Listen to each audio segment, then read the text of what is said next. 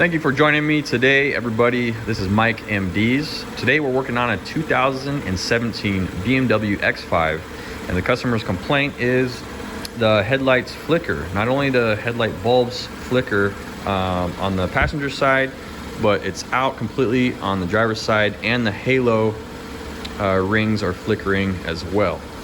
So it's kind of hard to probably see on the video, but we're going to diagnose this and see what's causing that. Now, a couple little clues I did notice is when I turn the light off and on, it does change the way the symptom is. So the passenger side light will flicker a couple times and then come back on.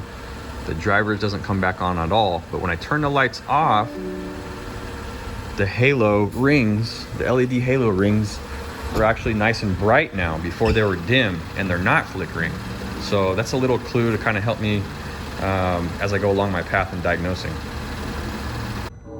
All right, here's actually a pretty good shot of it acting up.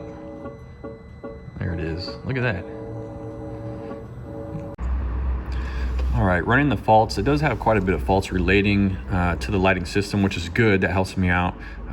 Usually the diagnostic system never really tells you the answer. It kind of just leads you in the right direction, and that's what we're looking for right now. So we have here, here's one here, by xenon failed, headlight beam, throw adjust. Get out of here. Adaptive headlight system faulty, adaptive lights, emergency program, headlight positioning module, left, no lens slave.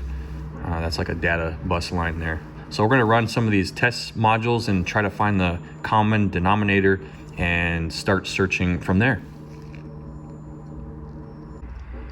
All right, once in the test plan menu, it gives me three options for the fault codes. Each one of these options has its own test plan. It has you check things. I've already gone through that, just the basic stuff. But this one here is saying replace the whole headlight assembly. This one here says replace the igniter module for the bulb, for the xenon bulb. This one here says replace the other side headlight assembly. Now the whole thing it's talking about. Now this doesn't make sense. Why would all these things be bad all at once? There's no common denominator here. The test plan obviously cannot diagnose or give the proper means of diagnosis for these fault codes. So what I'm gonna have to do now is analyze the wiring diagram and try to follow where all these things lead and what gives them power.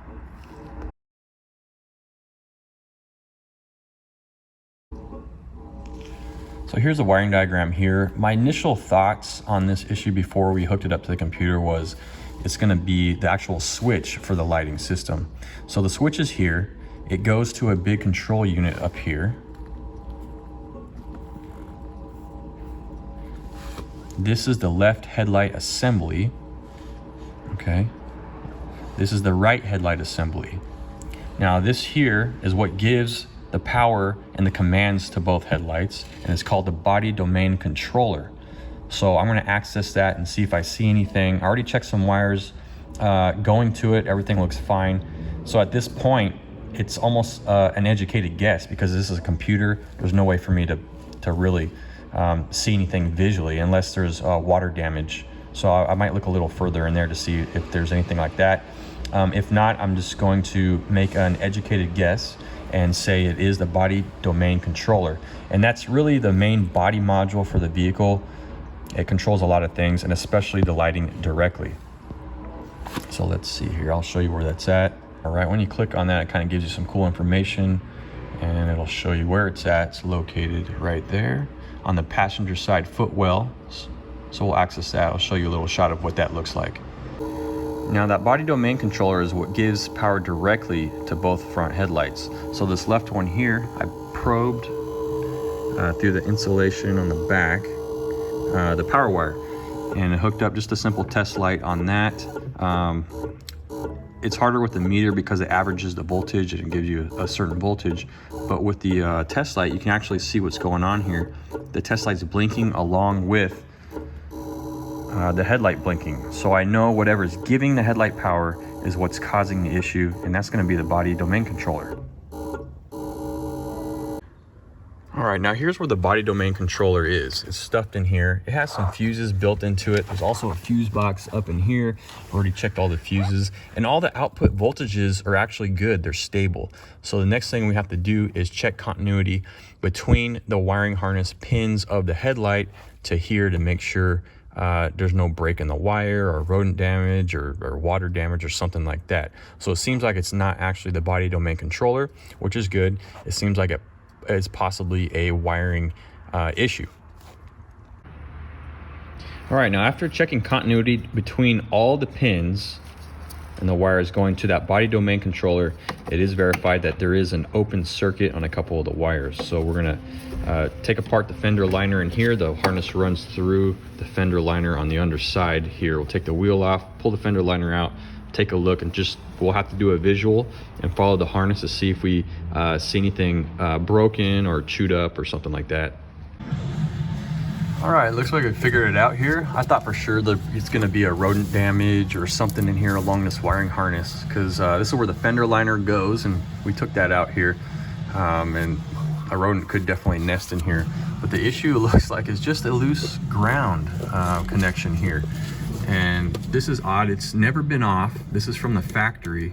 A lot of times body shops will have some of the stuff apart or might even paint over the contact points, even though this is tight and it's not making a connection.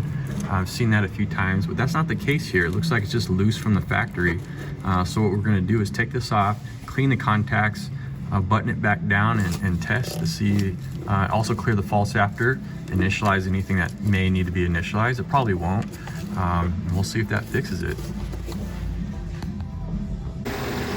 All right, looks like everything is working fine. The low beam is even coming back on after cleaning those contacts and buttoning that back down.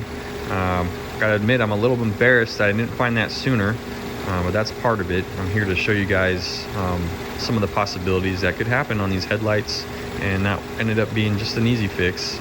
No really parts involved, just replacing some of the rivets and the one-time use rivets in the liner there on that lip. Those are one-time use only. Check the grounds, the connections in the back of the headlight, and fuses. Those are the easiest things that you at home can check first before diving deep like I was diving.